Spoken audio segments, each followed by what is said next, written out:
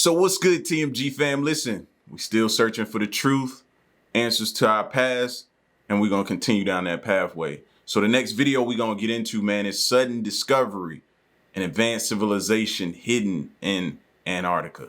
Shout outs to Riddle for the video. If you're new, you know what to do.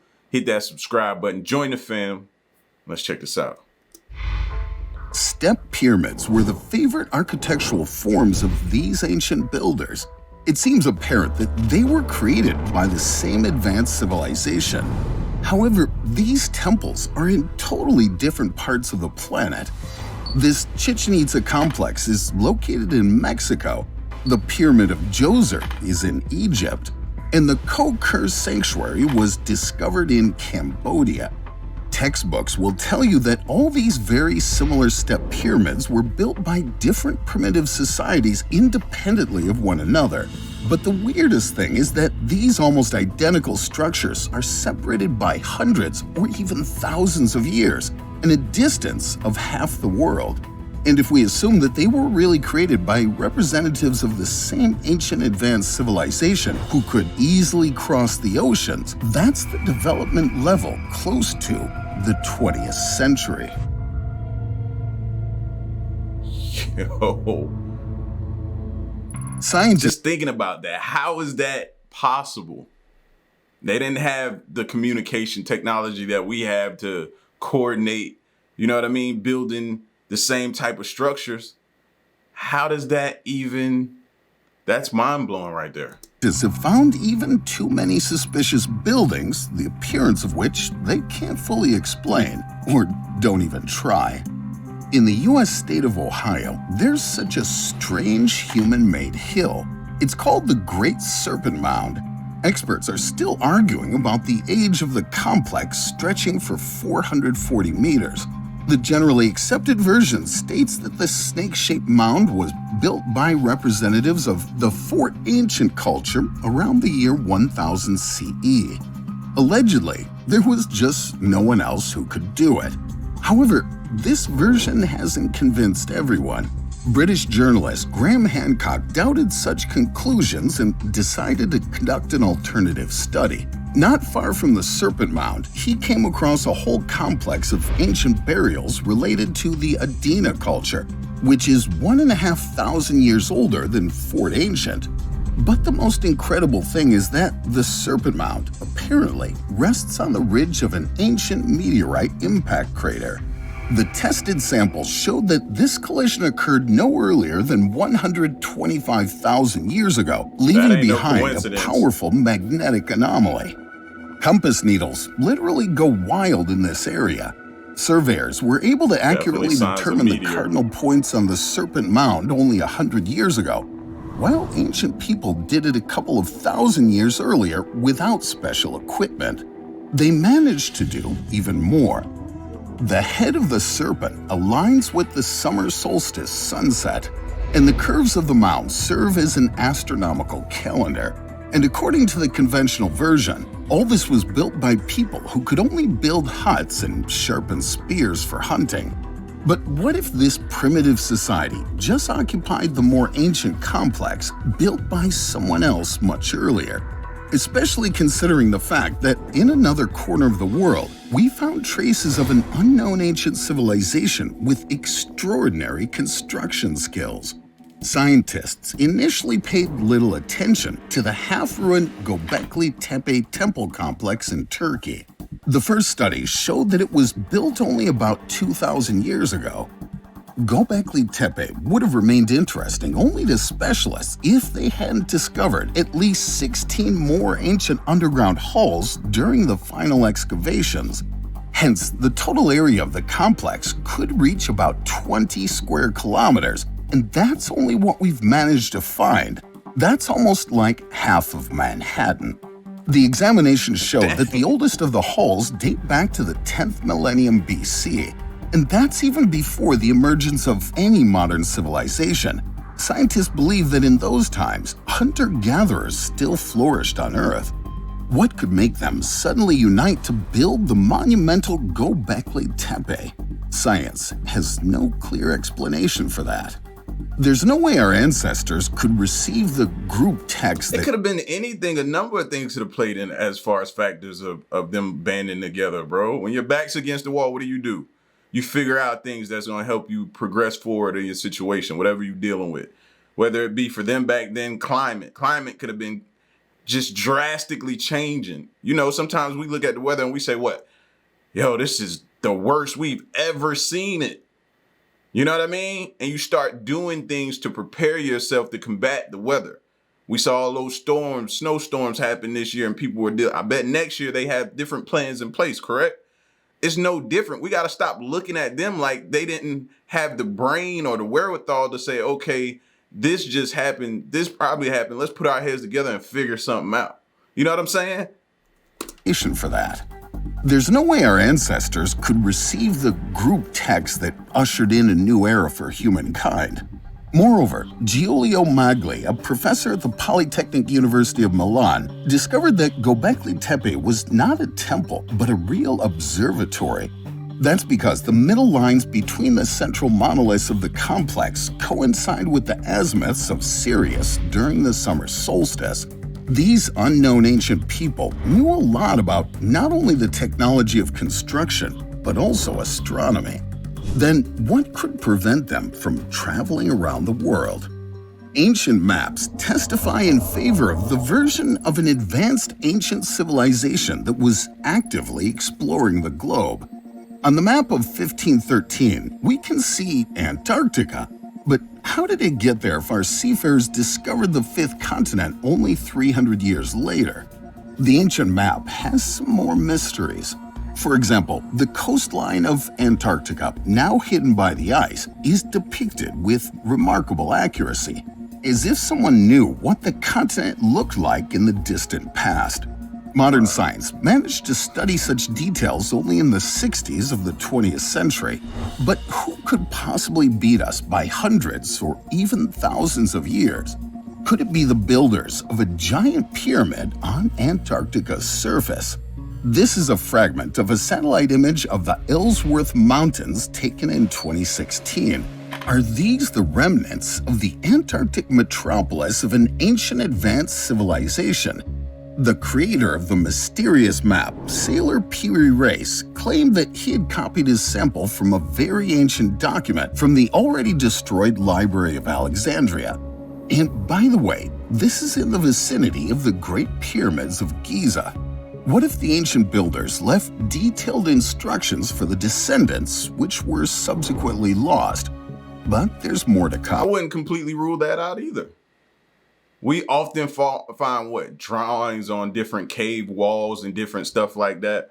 What's to say that they didn't leave clues, or even ourselves take that in?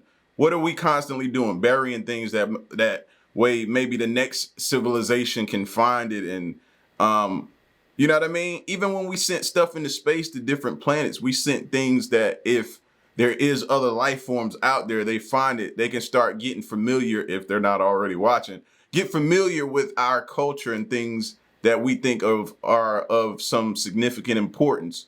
You know what I'm saying? So I wouldn't put that past them, of them leaving behind different things that they figured out and discovered that helped them, that maybe could help the next ones coming up behind them.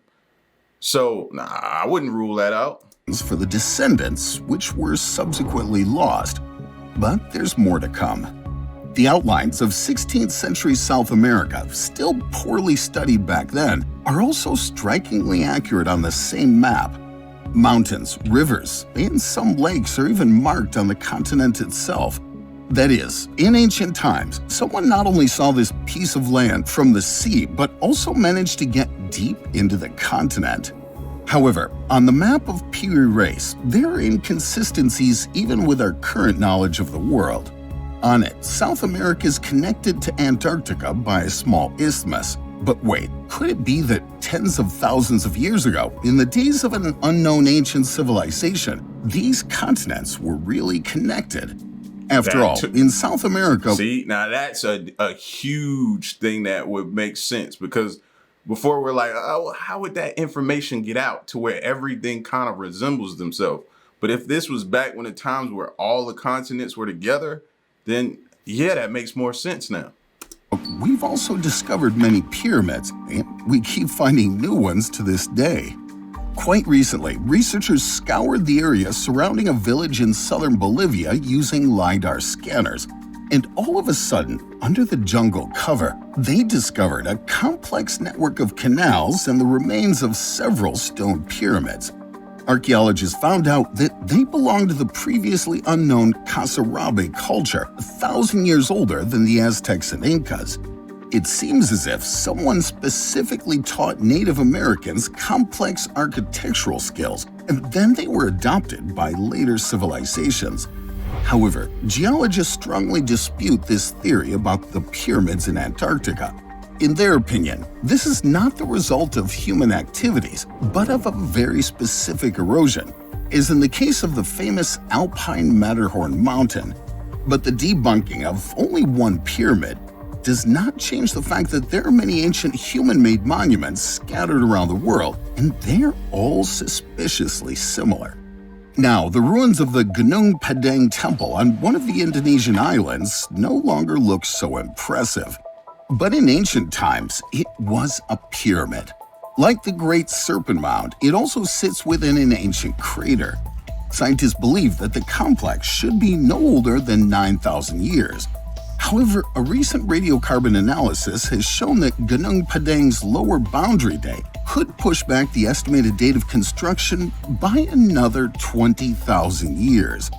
Scientists retort that back then, Earth experienced the most severe phase of the last glacial period.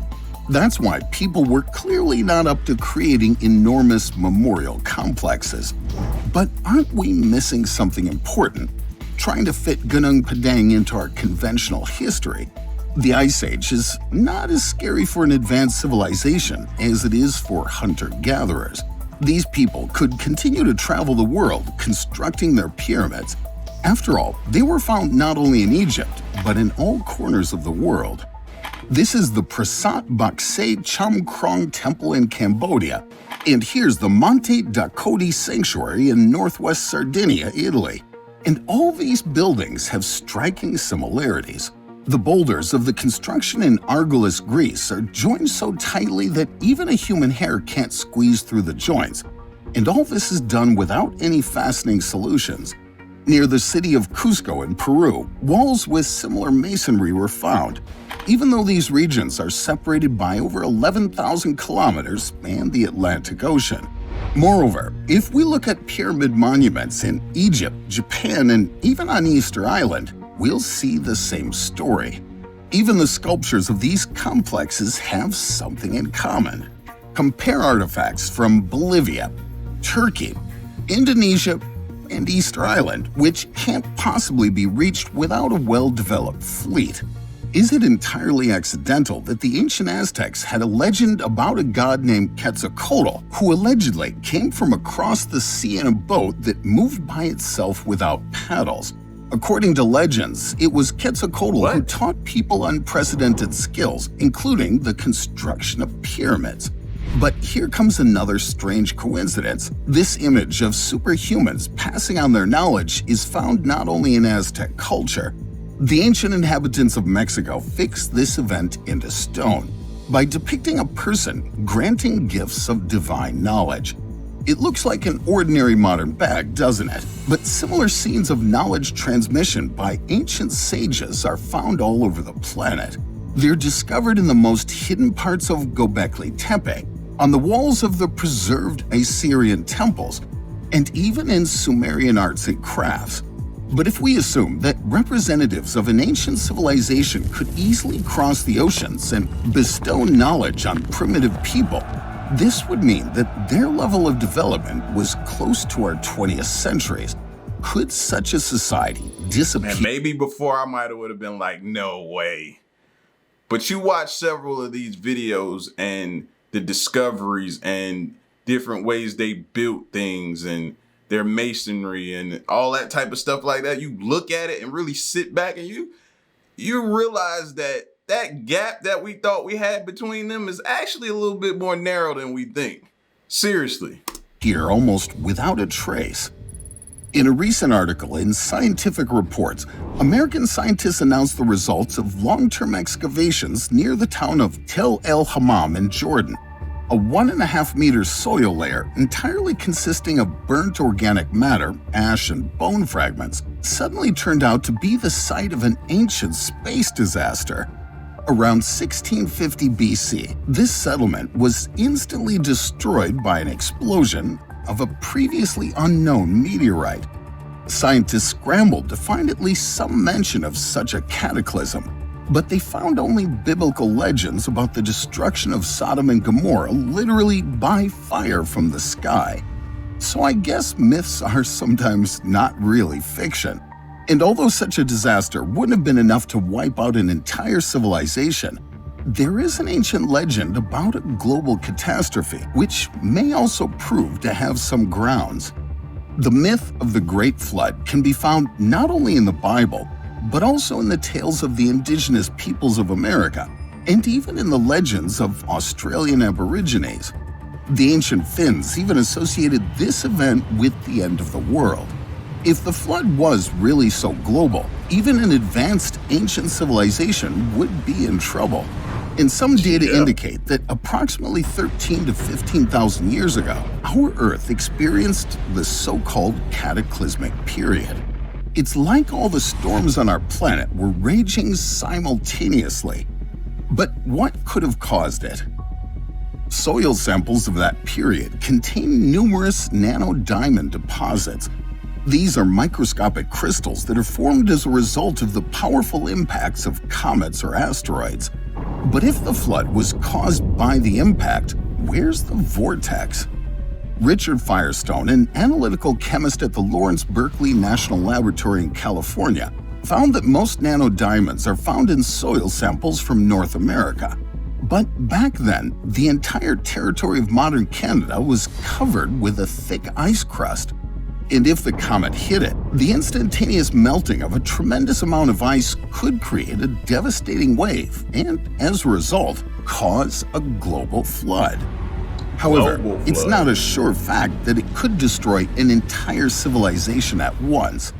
The few survivors could theoretically settle in different parts of the planet to try to revive the former greatness and at the same time transfer fragments of their knowledge to other more primitive civilizations. It's amazing, but judging by the dating, the survivors of the secret apocalypse could be the ones who built Gobekli Tepe. In the meantime, the rest of humanity was hunting and gathering, as they already had the necessary technology and knew how to cooperate well. But if such a monumental building was erected by people exhausted by disasters, what were they really capable of at the peak of their glory? And if they possessed high technology, why didn't we find it? Although we consider ourselves a rather advanced civilization, which certainly left its bright mark on the planet's history, in reality, we can greatly overestimate ourselves. If our civilization disappears right now, in 200 years, there won't be any traces of human-cultivated plants left on the planet. In 10,000 years, cities will almost completely disappear, except for the remaining large stones randomly scattered around the globe. And we've just found something similar. The Bimini Underwater Road near the Bahamas is referred to as the Road to Atlantis. It consists of 700 meters of neatly laid out limestone blocks. The true origin of the structure is still disputed. There's no single plausible explanation among scientists. But where could this enormous road lead? Could it be that in earlier times, before the Great Flood, the ocean level was significantly lower, and the ancient civilization surrounded almost the entire planet with such highways? That doesn't sound crazy at all, given that it would be easy to get to most other continents from Antarctica, which hadn't been covered with ice yet, just like it's indicated on the ancient map. Maybe one day we'll find the ruins of entire metropolises under the ice. But if an unknown ancient civilization was so advanced, there is one problem. We don't want it all melting at one time, though. We definitely want to find out what's up under there, minus the viruses and different things like that, but we don't want it too fast. Like an instant melt, like they say, huge flood. If we disappear, the glass and plastic from our buildings and machines will be decomposing for about 15 million years. And after only a few tens of thousands of years, we would have definitely found similar traces of the previous civilization. Or not. The source of all our plastic is crude oil. Ancient people could either have failed to find it at all or considered it useless. It's also possible that they managed to predict the harmful effect of synthetic materials on the planet and just abandoned their production. In other words, such a civilization could be completely organic and therefore leave no trace. But the development level is determined not so much by technology as by the structure of society. And if the ancient sages didn't use plastics as we do, they could find alternative ways to organize their civilization. Despite our prejudices, ancient societies might not necessarily be primitive. This conclusion was reached by the American anthropologist David Graeber, who studied various alternative structures of ancient human societies. For example, in the early stages of the development of even our civilization, there could be tribes with a constant cyclical change of roles. Once every few months, slaves became chieftains and vice versa. In doing so, they could change not only personal belongings, but even names. After a while, everything was back to normal. Also, in his book, The Dawn of Everything, he describes the primitive tribes which consisted only of eccentric people who deliberately didn't observe any hierarchies. Perhaps similar, insane principles of social organization helped an unknown ancient civilization to find alternative ways of development and develop much faster, even on the basis of technologies that seem organic and imperceptible to us today. Simply put, the issue may not be that a highly developed ancient civilization is so invisible. It's just that it's very difficult for us to see it with our prejudices. But one day, we may rise above them and find all the missing pieces of the mosaic of an ancient unknown civilization that has only left us hints. However, ancient people might not be all that different from us in some things. The Indian epic Mahabharata describes an explosion as bright as 10,000 suns, after which a huge column of smoke and fire arose, and the birds fell dead to the ground. That sounds suspiciously like a nuclear explosion, doesn't it? I can't even imagine what it could look like. Do you think an advanced ancient civilization really existed? Listen, man, I really think, bro, like they did leave us a lot of clues and a lot of things is probably staring. This is what irks me and irritates. I just have that feeling like it's staring right in our faces, but it's so hard to decode a lot of the things that they left behind that, you know, it's going to take some super brain computer technology or super smart person or super lucky person to come through and actually transcribe and figure out what it is that's staring us right in the face. But I do have, like, a piece of me believes that it's just the answers from them are staring us right in the face. I just have that feeling. You know what I mean? Could be wrong. Could be wrong. But y'all get at me in the comment section though, man, and let me know what you thought of this video. And stick around and stay tuned. Till next one, I'm gone. Peace.